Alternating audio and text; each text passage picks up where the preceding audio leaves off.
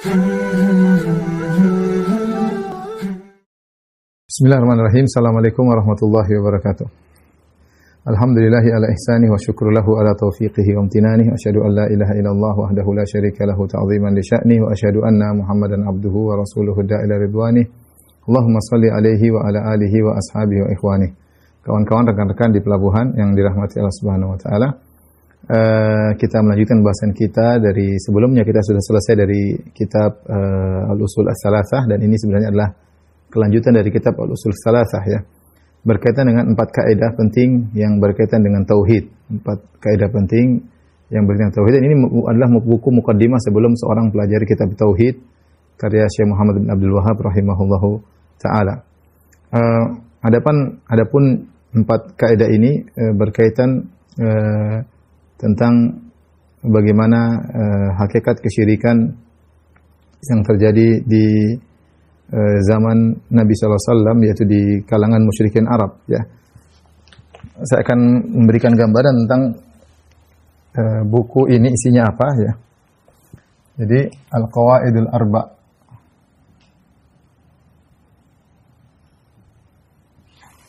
Itu 4 kaidah dasar, ya.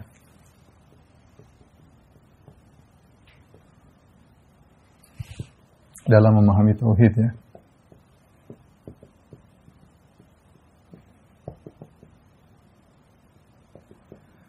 Kaidah ini terdiri atas 2 buku ini, atau buku ini terdiri atas dua poin. Yang pertama isinya muqaddimah. Yang kedua adalah intisari kitab atau matannya, ya. Muqaddimah ada 2 poin yang dibahas, yaitu yang pertama bahwasanya tujuan kita diciptakan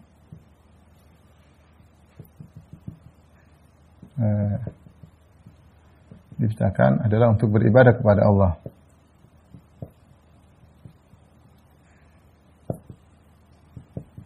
Kemudian poin yang kedua tentang hakikat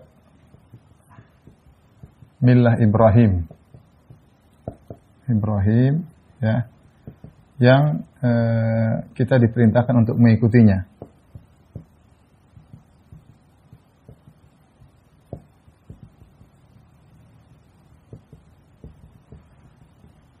Adapun intisari kitab, maka ada 4 kaidah, ya, 4 kaidah. Apa saja 4 kaidah itu? Yang pertama, bahwasanya kaum musyrikin Arab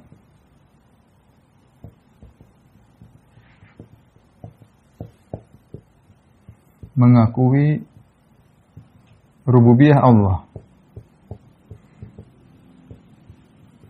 Apa itu? Maksudnya mengakui Allah itu ada, mengakui Allah Maha Pencipta, Allah Esa dalam mencipta.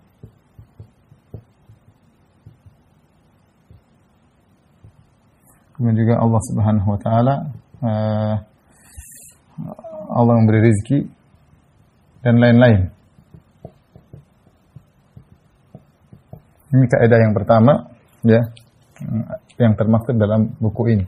Kemudian kaidah yang kedua adalah tentang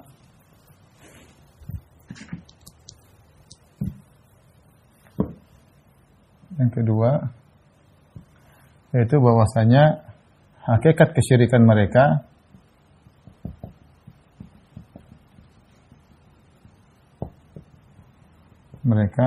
adalah menjadikan sesembahan mereka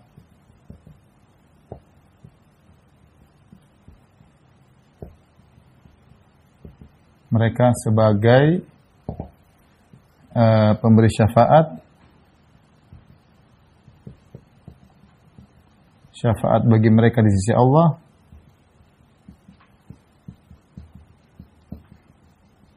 atau yang kedua perantara untuk mendekatkan mereka kepada Allah, sebagai perantara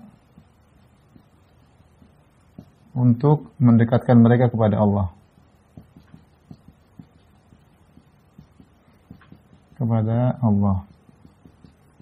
Ini kaidah yang kedua. Kemudian kaidah yang ketiga yang dibahas dalam buku ini adalah model syirik, model kesyirikan kaum musyrikin di zaman Nabi. Zaman Nabi banyak ya. Banyak ya. Maksudnya banyak, yaitu ada yang menyembah malaikat, ada yang menyembah batu, berhala, ada yang menyembah malaikat, ada yang menyembah orang soleh, ada yang menyembah jin, ada yang menyembah berhala, ada yang menyembah Nabi Isa seperti dan lain-lain ya. Jadi kita harus mengenal apa sih model kesyirikan orang musyrikin Arab ketika Nabi diutus kepada mereka. Sebenarnya kesyirikannya apa saja? Itu dibahas pada kaidah yang ketiga. Adapun kaidah yang terakhir, kaidah yang keempat, yaitu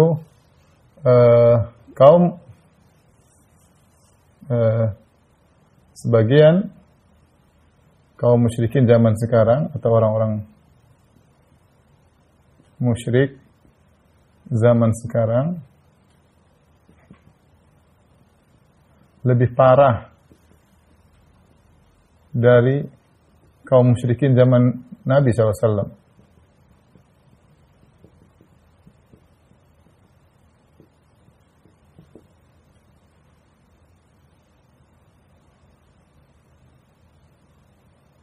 Dari sisi dalam kondisi sulit, dalam kondisi genting, mereka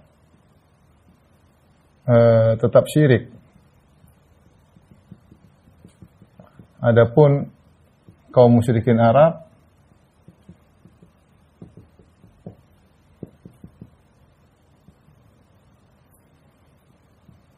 dalam kondisi genting, mereka bertauhid.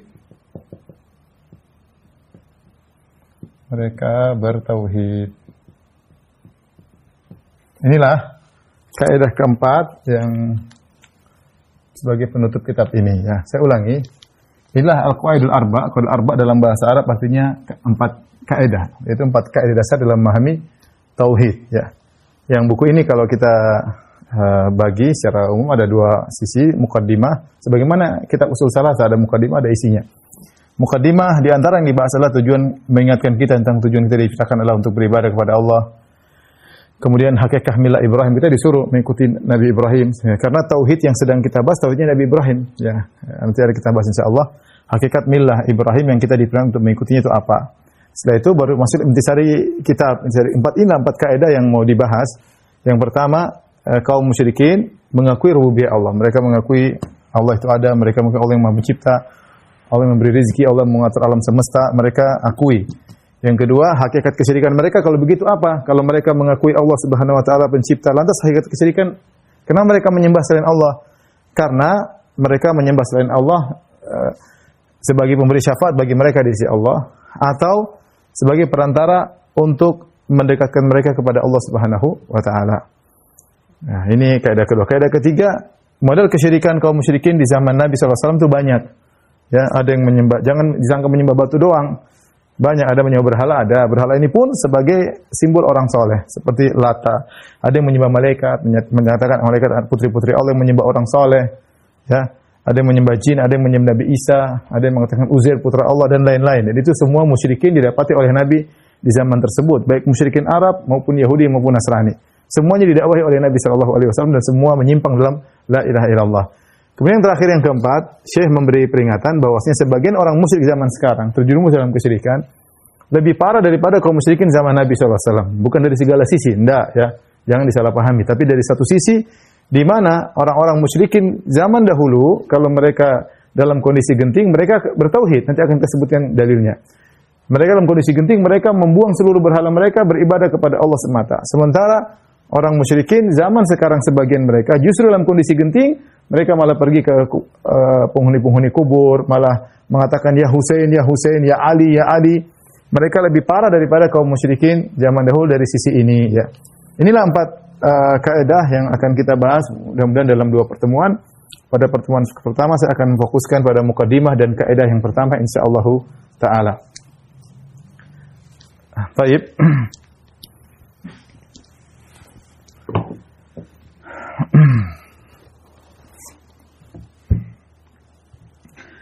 Adapun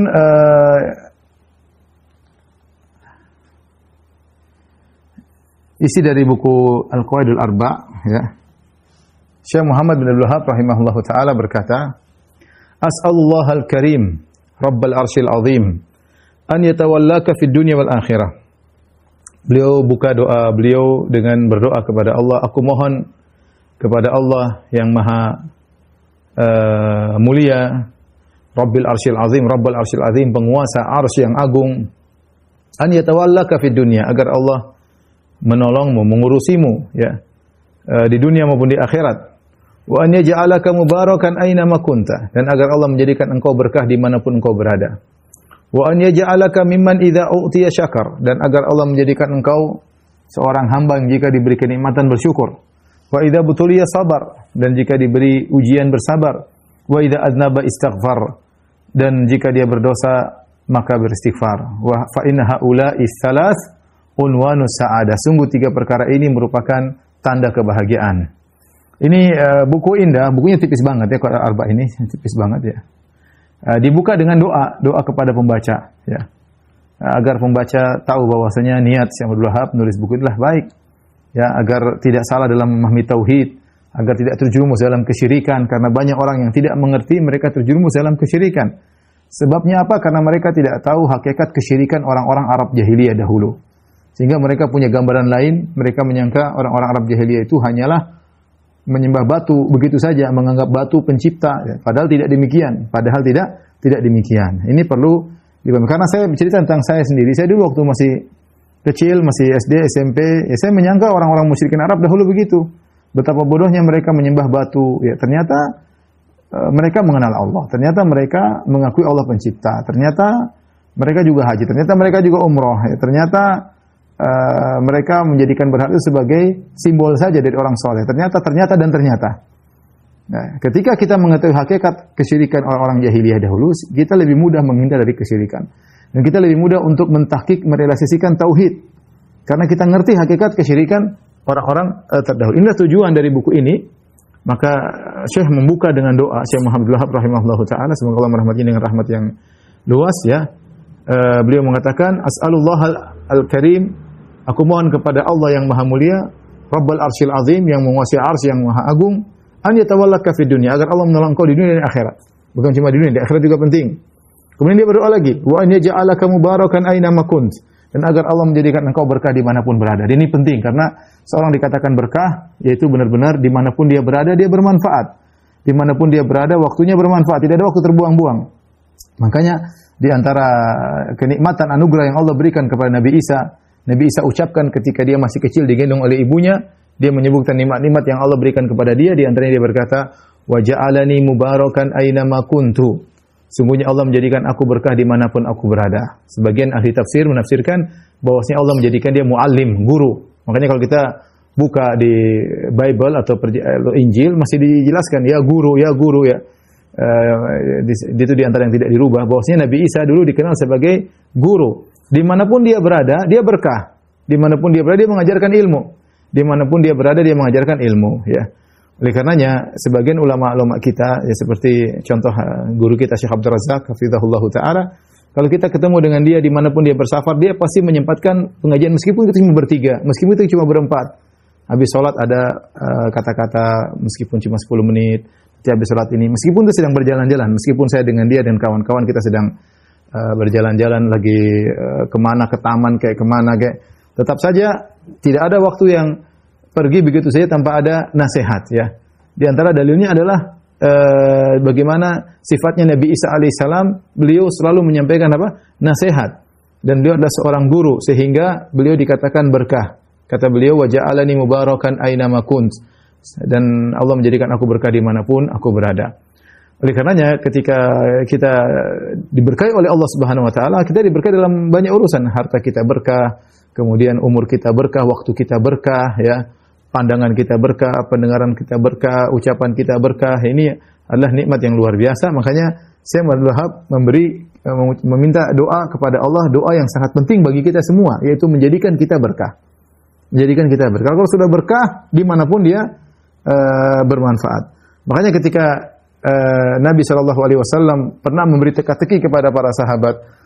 Nabi berkata, "Inna minasyajari lama barakatuha kabarakatil muslim. Fahadditsuni ma hiya." Kata Nabi SAW, sungguhnya ada pohon-pohon di antara pohon-pohon yang banyak. Ada sebuah pohon yang keberkahannya seperti keberkahan seorang muslim. Kabarkanlah kepadaku pohon apakah itu? Kabarkanlah kepadaku pohon apakah itu? Ya. Kemudian Nabi jelaskan, hiya nakhlah, pohon tersebut adalah pohon korma. Kenapa pohon korma dikatakan dia pohon berkah? Yang keberkahan pohon korma disamakan dengan keberkahan seorang muslim. Karena keberkahan pohon korma dari awal sampai akhir, dari akar sampai ujung pohon korma semuanya bermanfaat. Tidak ada bagian dari pohon korma yang dibuang. Tidak ada bagian dari pohon korma yang dibuang. Orang mukmin demikian, dia bermanfaat kepada siapapun, bagi keluarganya bermanfaat, bagi anak-anaknya bermanfaat, bagi tempat kerjanya bermanfaat, bagi temannya bermanfaat, bagi tetangganya dia bermanfaat, ya, bagi teman kantornya bermanfaat, bagi jamaah masjid dia bermanfaat. Dimanapun dia berada, dia berusaha bermanfaat. Dia tidak bikin masalah. Dimanapun dia datang keberkahan, sehingga kehadirannya dirindukan oleh banyak orang. Ya, karena di mana-mana dia memberi kebahagiaan kepada orang lain. Ini namanya orang yang berkah. Dan itulah seharusnya seorang muslim demikian. Bukan sebaliknya seorang yang keberadaannya dibenci oleh masyarakat. Masyarakat ingin dia tidak hadir. Kalau dia tidak hadir dalam grup, orang-orang bersyukur, alhamdulillah. Itu namanya bukan orang yang berkah. Baik, ini doa yang disampaikan oleh Syekh Abdul Wahab kepada kita para pembaca, kita ucapkan amin. Kita ucapkan apa? Amin. Wa an yaj'alaka, doa yang ketiga, ini 3 doa. Wa an yaj'alaka mimman idza u'tiya syakar. Dan agar Allah menjadikan engkau termasuk orang yang jika diberi kenikmatan dia bersyukur. Wa idza btuliya sabar, jika diberi ujian dia bersabar. Wa idza adnaba istaghfar, kalau dia berdosa dia istighfar. Fa in haula'i thalath unwanus sa'ada. Ini 3 perkara adalah tanda kebahagiaan. Selama orang masih berputar pada 3 perkara ini, ketahuilah dia orang berbahagia. Karena kita enggak keluar dari 3 kondisi ini. Entah dapat nikmat, entah diuji, entah kita bermaksiat, ya. Kalau kita dapat nikmat, taat kepada Allah, diberi kenikmatan, kita bersyukur. Kalau kita diuji, tugas kita adalah bersabar. Kalau ternyata kita berusaha bertakwa, ternyata kita bermaksiat, maka kita istighfar. Selama Anda masih berputar pada kisaran 3 ini, sungguhnya Anda sedang bahagia. Maka seorang jangan sampai terlepas dari 3 kondisi ini. Cuma bersyukur atau bersabar atau beristighfar. Bersyukur, bersabar atau beristighfar. Dan ini juga doa yang menakjubkan dari Syekh Abdul Wahab kepada para pembaca, dan kita katakan pula amin. Saya ulangi, dia berdoa dengan 3 perkara agar Allah menolong kita, ya, dunia dan akhirat. Allah memegang urusan kita, ya. Karena barang siapa yang dipegang urusannya oleh Allah Subhanahu wa taala, maka urusannya akan mudah dan lurus, ya. Makanya di antara doa Nabi sallallahu alaihi wasallam, ya hayyu ya qayyum bi rahmatika astaghits fa asli sya'ni kullahu wa la takilni dalam sitarfata ain. Ya Allah, uruskanlah segala urusanku, fa aslih li sya'ni kullahu, segala urusanku luruskanlah ya Allah. Wala takilni nafsi tarfata ain, dan jangan biarkan aku bersandar kepada diriku sendiri meskipun dalam sekejap mata. Jadi kalau Allah sudah mengurus urusanmu, selesai, ya, mau urusanmu di dunia maupun akhirat, maka akan lancar, akan mudah, akan berkah dan yang lainnya. Yang kedua tadi Syekh Abdul Wahab mendoakan kita agar kita berkah, karena berkah itu adalah penting sehingga waktu kita semua berkah. Yang ketiga, agar kita memiliki berputar pada 3 kondisi, yaitu hanya bersyukur atau bersabar atau istighfar, ya. Inilah 3 doa yang dibawakan oleh Syekh Abdul Wahab kepada orang yang baca tulisannya. Kemudian dia berkata, "I'lam arsyadakallahu li ta'atih." Ketahuilah, ya. Ketahuilah semoga Allah membimbingmu agar bisa mentaatinya, ya. Ketahuilah semoga Allah membimbing untuk bisa mentaatinya. Annal hanifiyata millata Ibrahim an ta'budallaha wahdahu mukhlishan lahud-din. Wa bidzalika amara Allah jami'an nas wa khalaqahum laha kama qala ta'ala wa ma khalaqtul jinna wal insa illa liya'budun. Ketahuilah bahwasanya Hanifiyah itu millat Ibrahim.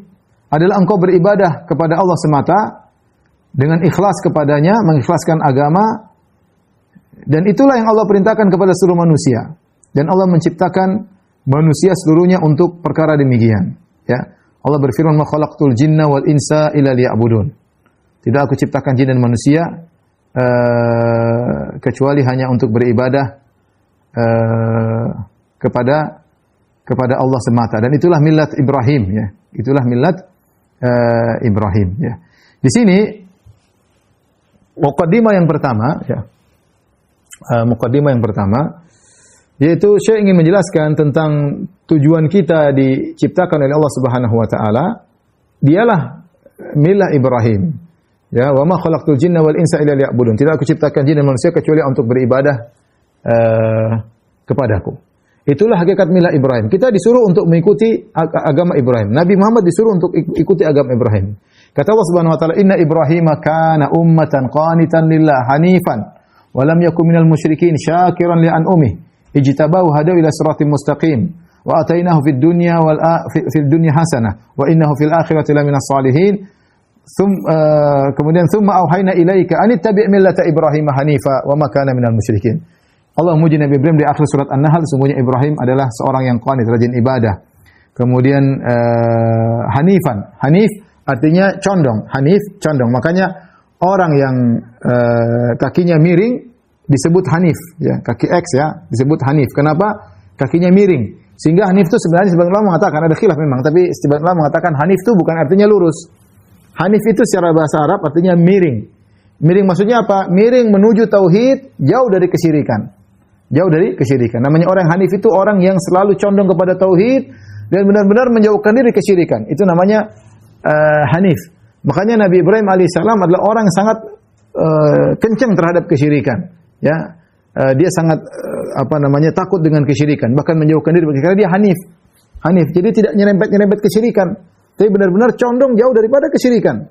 Bukannya sekedar lurus, bahkan condong, yaitu jauh daripada kesyirikan. Ya, makanya Allah mengatakan ketika mensifati Nabi Ibrahim, kata Allah, "Tsumma auhayna ilaika an ittabi' millata Ibrahim hanifa." Kemudian kami wahyukan kepada engkau wahai Muhammad, an ittabi' millata Ibrahim hanifa, hendaknya engkau mengikuti ajaran Ibrahim, wa ma kana minal musyrikin, dan dia bukan termasuk orang musyrikin. Kenapa disebut Ibrahim secara khusus? Ya. Perhatikan di sini.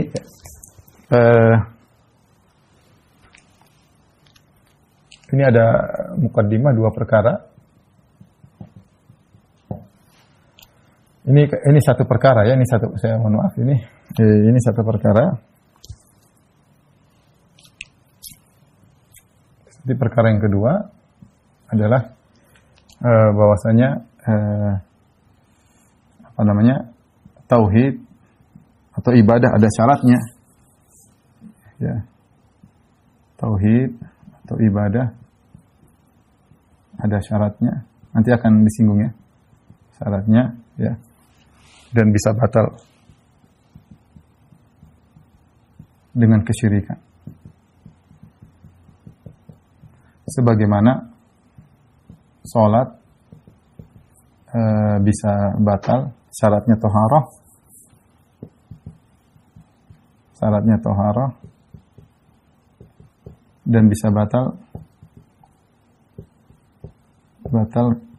karena pembatal.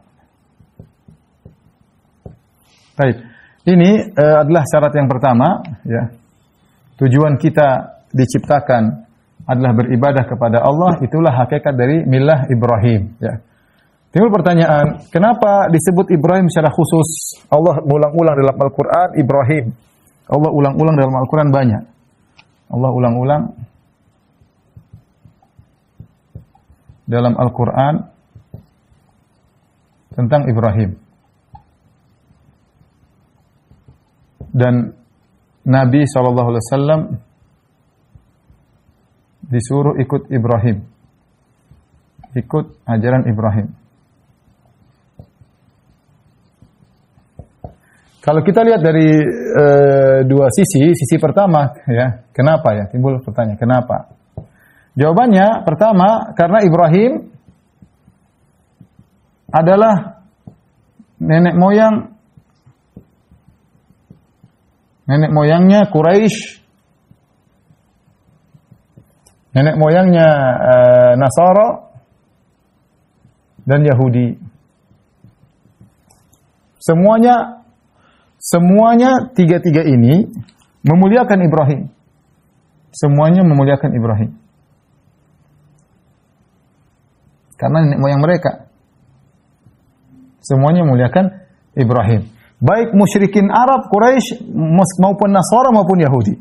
Karena sebagaimana kita tahu Ibrahim, ya,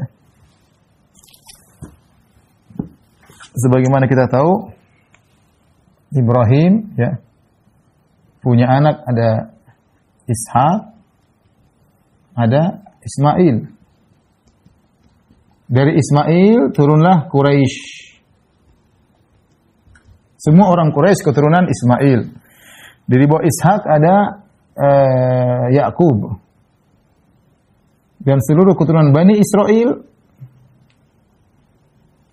adalah keturunan Yakub. Sehingga Quraisy, ya, yang di situ ada Nabi Muhammad SAW, Bani Israel, di situ ada Nasara dan Yahudi, semuanya berujung kepada Ibrahim.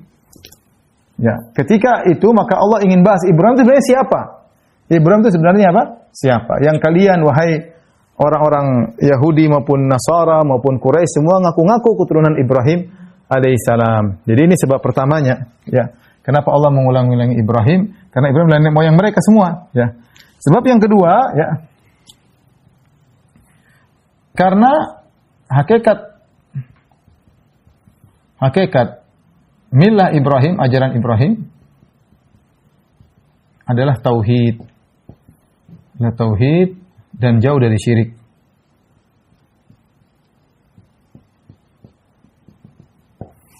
Makanya Allah mengatakan dalam Al-Qur'an, pertama penegasan Allah Ibrahim, makana Ibrahim Yahudiyya wala Nasraniyya, ya. Makana Allah mengatakan makana Ibrahim Yahudiyan wala Nasraniyan. Walakin kana hanifa muslima, kata Allah, wa ma kana minal musyrikin. Lengkaplah Allah bantah mereka. Kata Allah, bukanlah Ibrahim itu Yahudi, bukan juga Nasara, tapi dia seorang hanif yang muslim dan dia bukan jadi musyrikin. Jadi bukan Yahudi, bukan Nasrani, bukan Quraisy. Maksudnya bukan musyrik seperti kesyirikan Quraisy. Yang kedua, Ibrahim, ya, menentang kesyirikan. Makanya Ibrahim menemukan dua model, ya. Beliau berdakwah kepada penyembah berhala, benda-benda bumi di Babil. Kemudian beliau juga berdakwah kepada para penyembah benda-benda langit di Syam. Penyembah benda-benda langit. Penyembah benda-benda langit. Jadi sosok Ibrahim ini istimewa, ya. Sosok Ibrahim istimewa, makanya disampilkan dalam mukaddimah sebelum bicara tentang hakikat kesyirikan orang musyrikin. Syekh Abdul Wahab bikin mukaddimah yang indah, mukaddimah dalam mukaddimah dua perkara, ini perkara pertama, kemudian perkara kedua, ya. Perkara pertama, Allah jelaskan beliau menjelaskan kita diciptakan untuk beribadah kepada Allah, dan itulah hakikat milah Ibrahim. Kenapa Ibrahim disebutkan? Allah ulang-ulang karena Ibrahim itu nenek moyang dari orang-orang yang didakwai oleh Nabi. Semua yang didakwai oleh Nabi adalah keturunan Ibrahim. Quraisy, Yahudi, Nasrani, semua keturunan Ibrahim. Nah, kakek kalian Ibrahim ini seperti apa sebenarnya? Inilah hakikatnya. Dia ternyata bukan Yahudi, bukan Nasrani, bukan musyrikin. Dia hanifan muslimah. Kemudian dia justru menentang kesyirikan yang kalian lakukan. Dia pernah menentang penyembah berhala, ya. Dan itulah di Babil ketika dia melawan ayahnya dan Raja Namrud, ya, akhirnya dia dibakar, ya. Kemudian dia pun pergi ke negeri Syam, kemudian dia berdakwah kepada para penyembah matahari, rembulan dan bintang. Jadi dia menghadapi kaum musyrikin dengan dua model, para penyembah benda-benda bumi dan para penyembah benda-benda langit. Dan Ibrahim dua-duanya dia berdebat. Dalam ayat ini dia berdebat ketika dia menghancurkan patung-patung Kemudian mereka berkata, "Anta fa'alta hadza bi alihatina ya Ibrahim." Kau yang mencuri patung-patung kami, kata Ibrahim. "Bal fa'alahu kabiruhum hadza fas'aluhum in kanu yantiqun." Yang kasih hancur adalah patung-patung kecil. Kalau enggak bertanya, tanya mereka. Mereka tanya. Mereka bisa, kalau mereka bisa ngomong, mereka bilang kami yang pecahkan batu. Jadi Ibrahim dialog dengan mereka agar mereka, otak mereka jalan, ini patung yang kalian sembah tidak bisa berbuat apa-apa. Demikian juga Nabi Ibrahim berdialog dengan para penyembah matahari, penyembah rembulan, penyembah bintang. Sebagaimana Allah abadikan dalam surat Al-An'am. Ya, falamma janna 'alaihi laila ra'a kaukaba qala hadza rabbi falamma afala qala la uhibbul afilin. Ketika malam tiba kemudian ada bintang, Ibrahim berkata, "Ini Tuhanku kah?" Ternyata hilang, aku tidak bisa sembah Tuhan seperti ini yang hilang. Falamma ra'al qamara bazighatan qala hadza rabbi falamma afala qala la illam yahi rabbi la akunanna minal qaumidh dhalin. Ketika muncul rembulan, Ibrahim mengatakan, "Ini Tuhanku kah?" Ini Tuhan. Hilang. Kalau tidak beri petunjuk kepadaku, aku akan tidak akan menyembah, aku akan terjumus dalam kesyirikan. Falamma ra'a syamsa bazighatan qala hadza rabbi hadza akbar. Ketika dia lihat matahari, ya, matahari lebih besar. Hadza akbar, ini Tuhanku kah? Falamma afalat, ya qaumi inni bari'um mimma tusyrikun. Tatkala matahari tenggelam, ya kaumku, aku berlepas diri dari kesyirikan yang kalian lakukan. Jadi Ibrahim ini sosok luar biasa. Dia bukan hanya mendakwakan kepada tauhid, dia menentang kesyirikan dan dia berdebat dengan mereka. Dan dia rela bayangkan waktu dia di Babil, musuhnya satu negeri semuanya musyrikin. Bapaknya musyrik, satu negeri semua, tidak ada yang sama Ibrahim, dia sendirian. Makanya kemudian mereka semua sepakat tangkap dia dan ingin bakar dia, tapi Allah selamatkan. Ketika sampai di negeri Syam juga dia sendirian. Makanya ketika Ibrahim berjalan sama Sarah melewati Mesir, Ibrahim berkata sama Sarah, "Ya Sarah, tidak ada negeri ini yang muslim kecuali saya dengan kamu."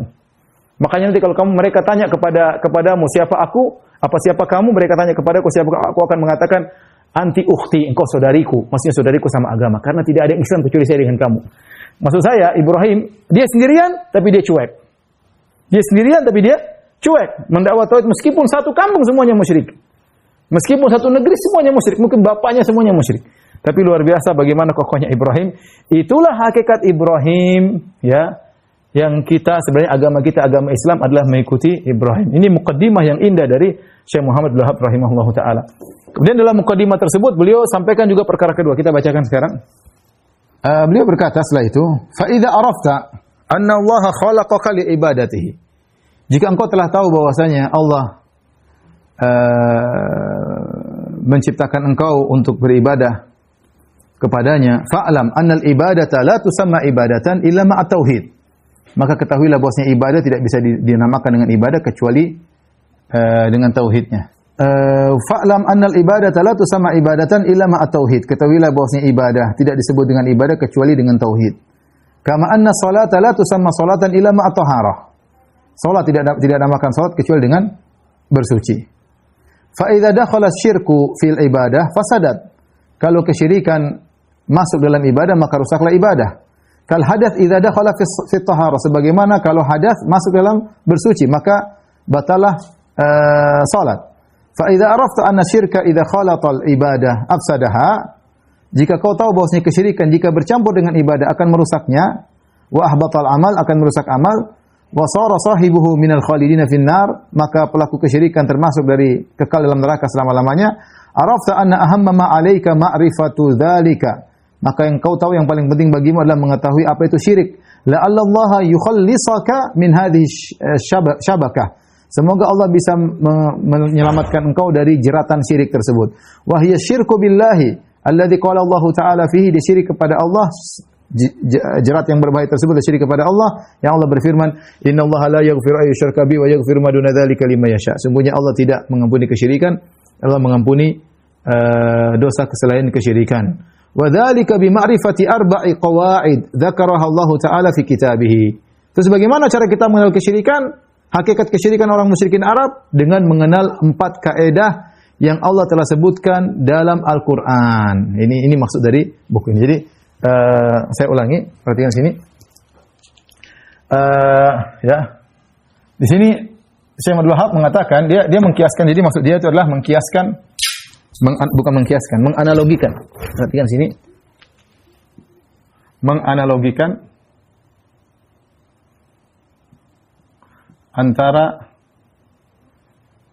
salat dan ibadah, ya. Ibadah dan salat. Perhatikan sini.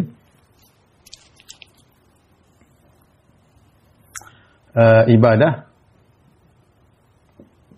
salat. Ada syarat. Syarat ada pembatal. Syarat ibadah adalah tauhid. Sebagaimana syarat salat adalah thaharah. Kemudian pembatal ibadah adalah syirik. Sebagaimana pembatal salat adalah hadas. Ya. Maka beliau mengatakan, sebagaimana salat tidak diterima kalau tanpa thaharah, dan salat bisa batal kalau ada hadas, maka demikian juga ibadah. Kau disuruh untuk beribadah kepada Allah, ma khalaqtul jinna wal insa illa liya'budun. Tadi tujuan kau diciptakan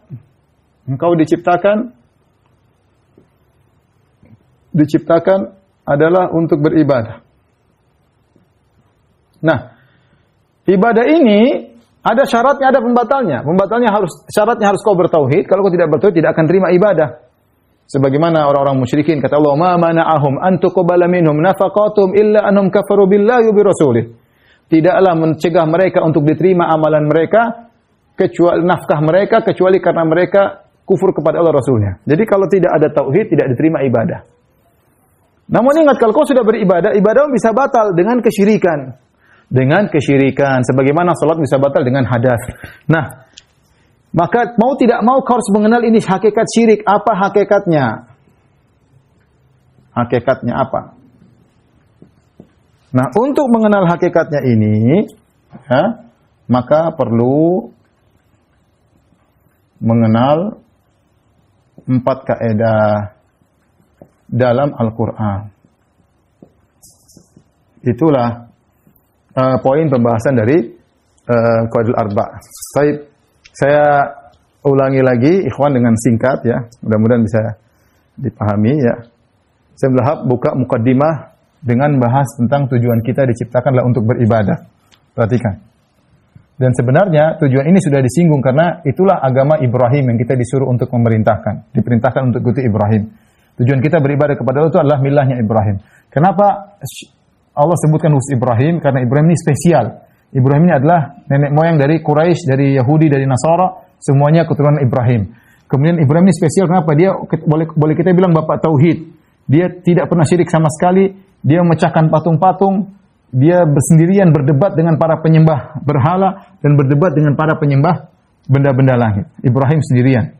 Nah, kalau begitu harus tahu apa itu hakikat ajaran Ibrahim. Nah, ajaran Ibrahim. Kemudian kasih mukadimah kedua. Ibadah yang kita diperintahkan itu ada syaratnya dan bisa batal dengan kesyirikan. Syaratnya tauhid, sebagaimana salat syaratnya taharah dan bisa batal dengan pembatal, itu hadas. Yaitu hadas. Hadas itu maksudnya buang angin, kencing kayak apa kayak ya. Maka beliau menganalogikan antara salat dengan ibadah. Perhatikan, salat dan ibadah. Salat syaratnya ada taharah, pembatalnya hadas. Sebagaimana ibadah ada syaratnya tauhid, pembatalnya adalah syirik. Nah, kalau kamu bisa agar ibadahmu selamat, kau bisa jalankan tujuanmu diciptakan oleh Allah untuk beribadah, kau harus tahu hakikat syirik. Apa itu hakikat kesyirikan? Nah, untuk mengenal hakikat syirikan itu, biar kau tahu betul apa kesyirikan sih yang Nabi lawan ketika di zaman Nabi berdakwah di Jazirah Arab. Apa sih kesyirikan tersebut? Maka mau tidak mau kau harus mengenal 4 kaidah dalam Al-Quran. Ya, harus mengenal 4 kaidah dalam Al-Quran. Nah, itu yang akan kita bahas. Tolong difoto terus dihapus. Baik, ikhwan dan akhwat yang dirahmatillah subhanahu wa ta'ala.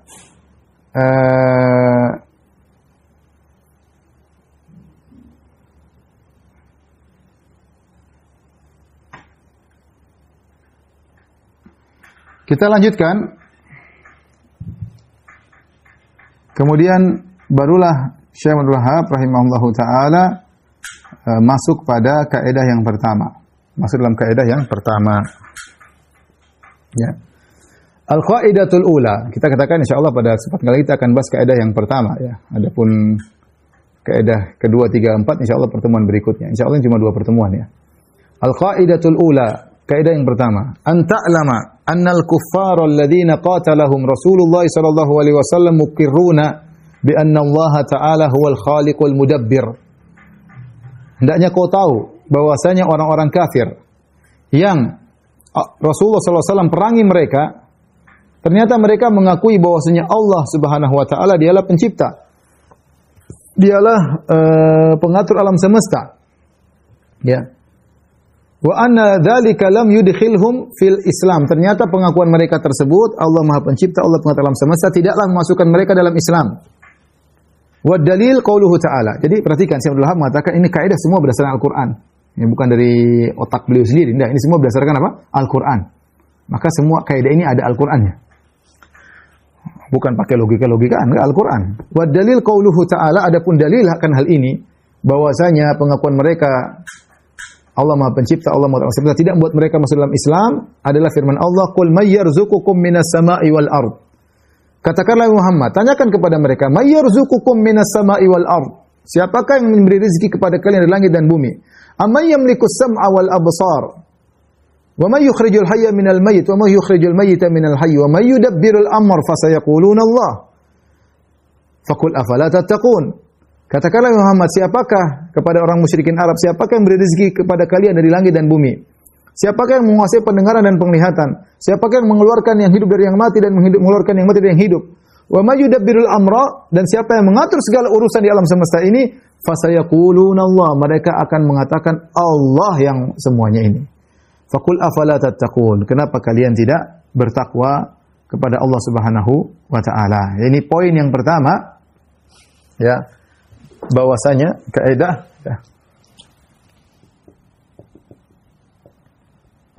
ya. Kaum musyrikin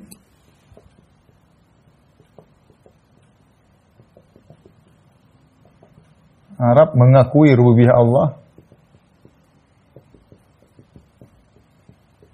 Rububiyah ini maksudnya Allah pencipta dan pengatur alam semesta.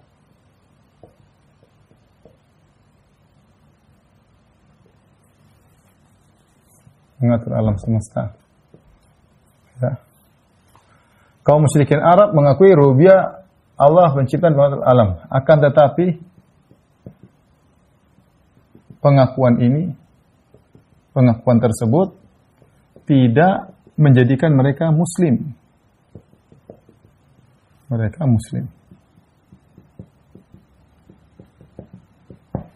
Baik. Kita akan bahas apa dalil akan pernyataan ini? Apa dalil? Apa dalilnya? Dalil pengakuan mereka.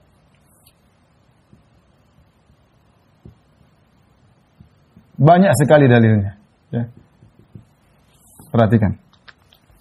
Dalil pertama. Ya.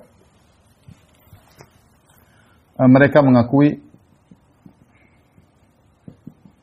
Allah yang mencipta dan mengatur. Contohnya firman Allah Subhanahu wa taala yang Syekh Abdul Wahab sebutkan, "Qul man yarzuqukum minas sama'i wal ard amman yamliku as-sam'a wal absar wa man yukhrijul hayya ومن يخرج الحي من الميت ويخرج الميت من الحي ومن يدبر الأمر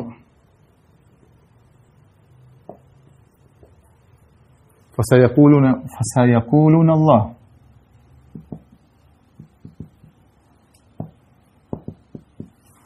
Katakanlah Muhammad, siapa yang beri rezeki kepada kalian? Beri rezeki, perhatikan. Siapa yang beri rezeki? Yang kasih rezeki siapa? Yang kasih rezeki. Dari langit dan bumi. Amma yamliku sam'a wal absar, yang menguasai pendengaran, memiliki pendengaran dan penglihatan.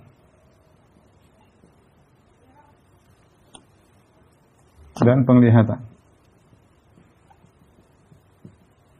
Wa may yukhrijul hayya minal mayit wa yukhrijul mayyita, yang menghidupkan dan mematikan.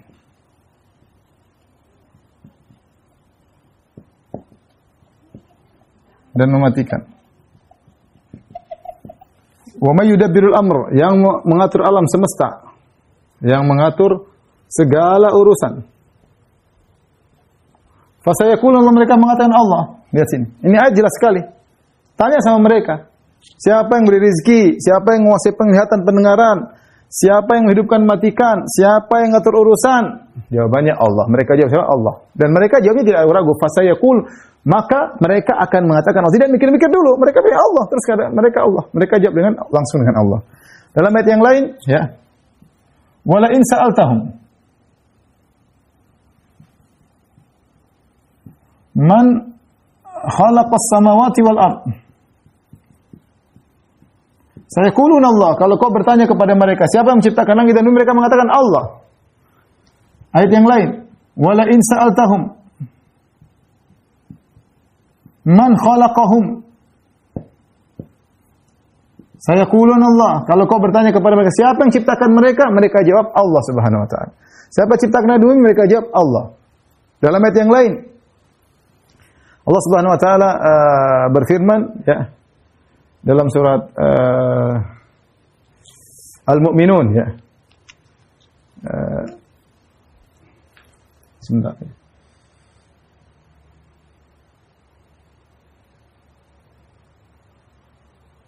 Ya, dalam surat Al-Mu'minun Allah berfirman, "Qul limanil ardu wa man fiha in kuntum ta'lamun." Sayaquluna lillah. Qul afala tadhakkarun. Qul man rabbus samawati sab'i wa rabbil arsyil azim. Sayaquluna lillah. Qul afala tattaqun. Qul man bi yadihi malakutus samawati wal ard wa huwa yujiru wa la yujaru alaihi in kuntum ta'lamun. Sayaquluna lillah. Ya. Katakanlah dalam surat Al-Mu'minun, ya, siapakah penguasa langit dan bumi? Mereka mengatakan Allah, ya. Siapakah yang mengatur segala urusan? Kata mereka Allah, ya. Semua kalau ditanya siapakah yang penguasa langit dan penguasa arsy yang agung, kata mereka Allah. Dan penguasa segala urusan di alam semesta, wa huwa yujiru wa la yujaru alaihi, dia bisa melindungi dan tidak ada yang bisa berlindung darinya. Mereka jawab Allah. Jadi ayat seperti ini banyak. Ayat seperti ini banyak sekali menunjukkan mereka mengakui bahwasanya Allah itu mencipta dan mengatur. Ini dalil pertama. Dalil kedua,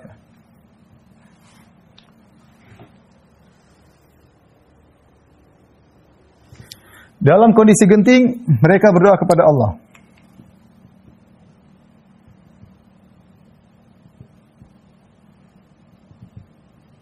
Mereka hanya berdoa kepada Allah, bertauhid.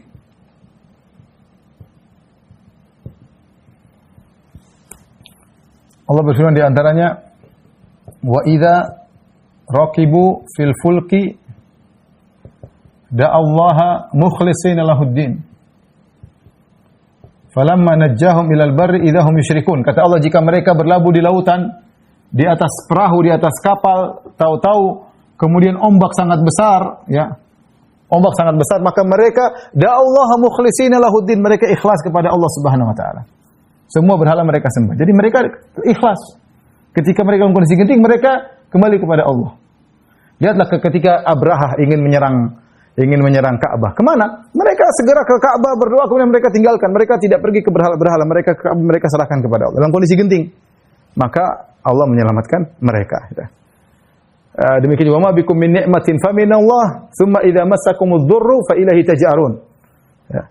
Kata Allah Subhanahu wa taala, wa ma bikum min ni'matin fa minallah, segala nikmat yang ada pada kalian dari Allah Subhanahu wa taala, tsumma idza massakumudz dzurru fa ilaihi taj'arun. Kemudian ketika kalian ditimpa dengan musibah, kalian kembali kepada Allah. Kalian kembali kepada Allah. Jadi menunjukkan bahwasanya dalam bukan satu ayat, banyak ayat menunjukkan mereka dalam kondisi terdesak, mereka kembali kepada Allah Subhanahu wa taala. Berarti mereka mengenal Allah.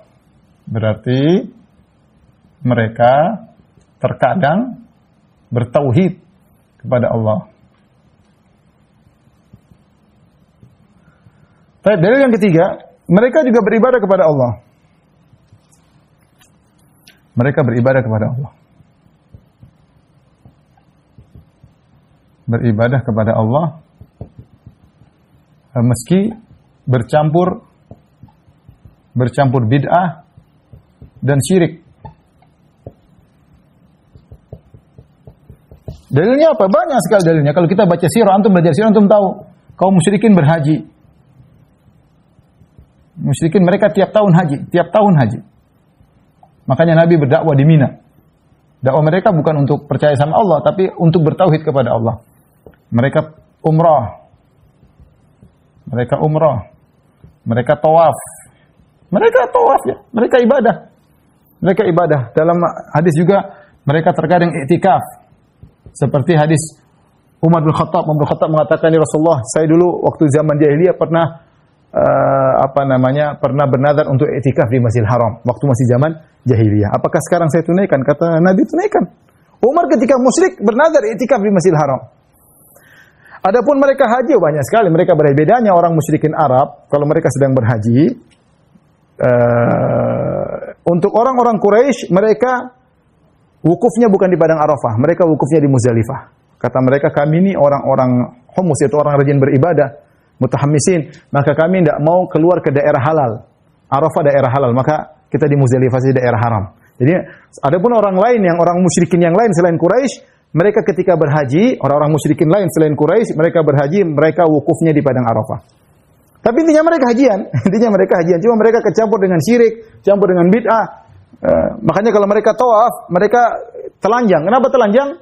Karena ada bid'ah. Mereka kalau sampai di Mekah, mereka ini baju kami baju penuh maksiat. Kami tidak boleh tawaf pakai baju yang pernah maksiat. Makanya mereka pinjam baju sama orang-orang Quraisy yang tinggal setempat. Kalau tidak dapat, mereka bisa beli. Kalau mereka tidak dapat beli, mereka telanjang. Menurut mereka tidak pantas kita tawaf di hadapan Allah pakai baju yang pernah kita lakukan maksiat. Bukan karena mereka mau telanjang-telanjangan, tapi ada syubhat, bid'ah di kepala mereka. Kita tidak pantas untuk ibadah kepada Allah dengan baju yang pernah melakukan maksiat. Maka mereka lebih baik telanjang. Jadi mereka tawaf, mereka umrah, dan di antaranya mereka bertalbiyah, labbaik dalam Sahih Muslim, labbaik Allahumma labbaik, labbaik la syarika laka labbaik. Nabi dengar orang musyrikin tawaf, labbaik Allahumma labbaik, ya Allah kami penuhi panggilanmu ya Allah, labbaik la syarika laka labbaik, ya Allah tidak ada syarikat bagimu. Karena Nabi mengatakan, wailakum qad cukup, jangan ditambah, jangan ditambah. Mereka tambah lagi, illa syarikan huwa la tamliku huwa mamalak. Ya Allah, tidak ada syarikat bagimu, tidak ada sekutu bagimu kecuali sekutu yang kau izinkan ya Allah, yang kau menguasai dan dia tidak menguasai apa-apa. Jadi mereka tambah lafal talbiyah mereka dengan kesyirikan. Jadi mereka mengenal Allah. Kemudian juga di antara dalil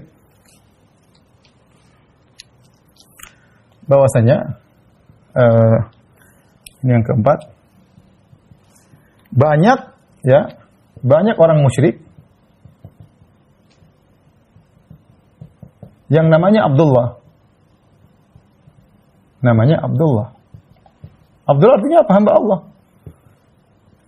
Allah. Benar, mereka juga namanya Abdul Syams, Abdul Ka'bah, karena mereka menyembah selain Allah. Tapi mereka namanya Abdullah ini sudah ma'ruf banyak. Di antaranya nama bapak Nabi Abdullah, padahal Nabi belum dilahirkan, bapaknya sudah namanya Abdullah. Dan banyak orang-orang musyrikin namanya Abdullah, itu yang menunjukkan bahwasanya mereka mengenal Allah Subhanahu wa ta'ala, ya.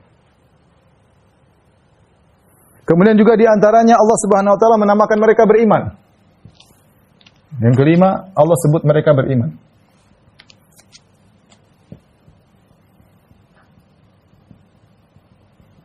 Beriman, tapi beriman maksudnya dengan rububiyah.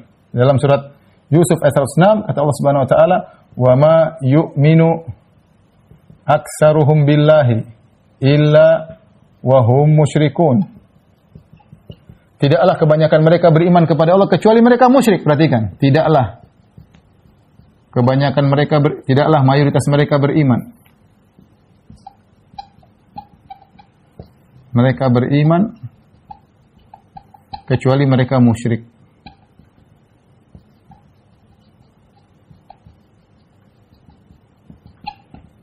Tidaklah mereka beriman kecuali mereka. Di sini Nabi Allah menamakan mereka beriman. Ini surat Yusuf ayat 106.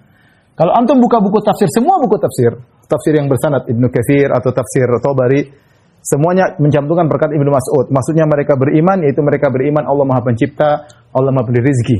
Jadi mereka beriman kepada Allah dari sisi tauhid rububiyah. Maksudnya ini apa? Tauhid rububiyah.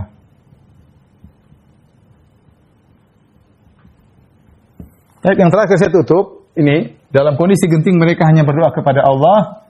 Contohnya doa Abu Jahal. Doa Abu Jahal. Dalam surat Al-Anfal Allah mengatakan, ya, in tastaftihu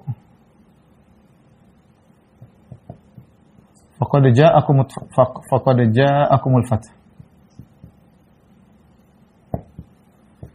Allah berfirman, jika kalian minta keputusan dari Allah, wahai orang musyrikin, faqad ja'akumul fath, maka telah turun keputusan Allah. Ayat ini kalau antum baca buku tafsirnya, dalam tafsir ayat ini, Abu Jahal ketika perang Badar dia berdoa. Ini perang lagi kondisi genting, dia berdoa. Allahumma ayyuna ya ya Allah, aku atau Muhammad, ya. Siapa di antara kami yang aqta' li rahim, yang lebih memutuskan silaturahmi. Wa jaa bima lam na'rif, dan datang dengan perkara baru yang kami tidak kenal, fa ainhu al-ghadat, maka binasakan dia hari ini. Binasakan dia hari ini, ya. Atau binasakan dia besok hari, maksudnya pagi ini. Jadi Abu Jahal berdoa. Berdoanya kepada siapa? Berdoa kepada Allah. Yang disebut dalam buku tafsir.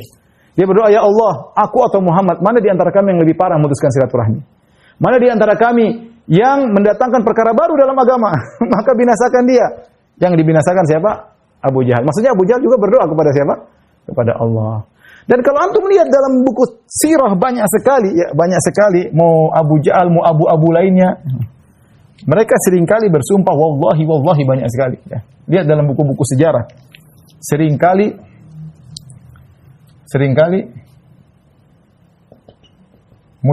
kaum musyrikin bersumpah wallahi, sering sekali demi Allah. Sering banget. Ya, demi. Ikhwan, kenapa ini semua bisa demikian? Apa rahasianya? Kok bisa demikian? Kok mereka bisa kenal Allah? Rahasianya mudah. Rahasianya karena mereka orang Quraisy, dan nenek moyang Quraisy adalah Ismail dan Ibrahim. Keduanya lah yang bangun Ka'bah.